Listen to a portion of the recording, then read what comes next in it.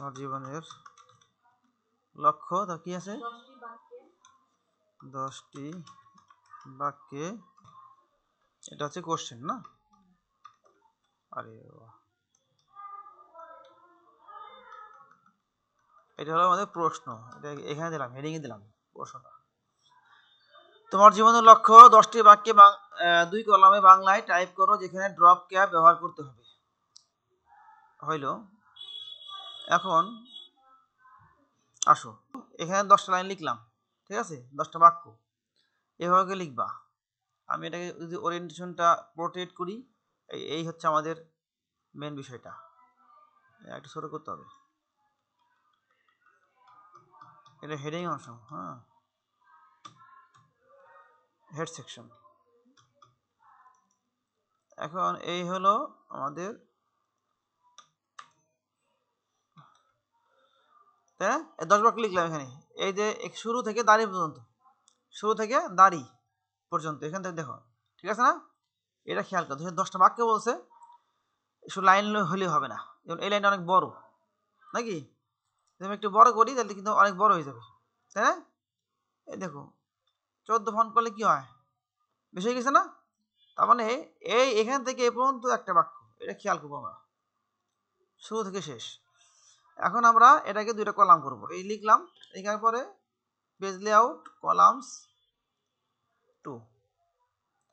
2 লেখার পরে যদি আমার এদিকে আরো আমার এটা ভালো হলো, আর ইন্টার না দিয়ে বড় না করে আমি একটা ফন্ট দিয়ে বড় করে দিলাম। যেহেতু 10 বাক্য তো বেশি না, অল্প। বেশি হতো তাহলে আমি এটাকে বড় করে দিলাম। তারপর হচ্ছে এটাকে স্পেসটা কমাই দিব।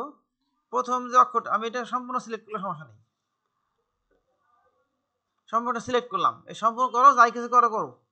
ইনসার্ট এই ড্রপ ক্যাপ এনি স্টাইল আছে। আবার এটা কি এমন হবে, একটা হলো কি প্রথমটা বাম দিকে থাকবে, পরের লেখা ডান দিকে থাকবে, এটা এই স্টাইল দেখছো? এটা হলো মার্জিন এর মধ্যে, মানে লেখা ডানে নিচে রয়েছে। এটা কোনটা? এটা একদম বাইরে চলে গেছে প্রথম অক্ষরটা। এটা হলো ড্রপ ক্যাপ। আবার ড্রপ ক্যাপের এখানে আরো বেশ কিছু অপশন আছে, এখান থেকে তোমার দেখলেই বুঝবা। দেখছো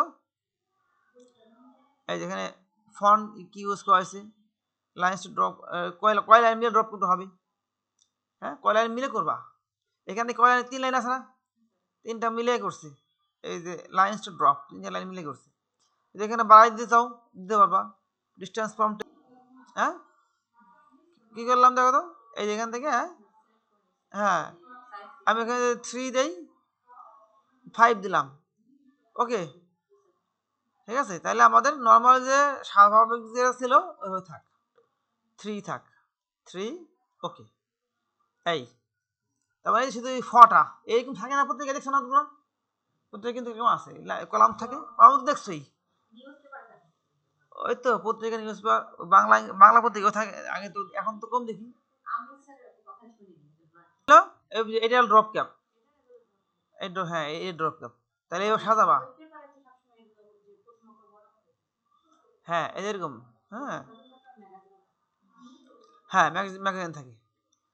ঠিক, চিন্তা করতে চাও, পেজ লেআউট কলামস 3 হয়ে গেল, ঠিক আছে না? ওর কথা হলো যে প্যারাটা, যে সম্বন্ধ প্যারাটা, ওই প্যারাটা প্রথম অক্ষরটা বড় হবে, ড্রপ ক্যাপ নাকি? ওকে।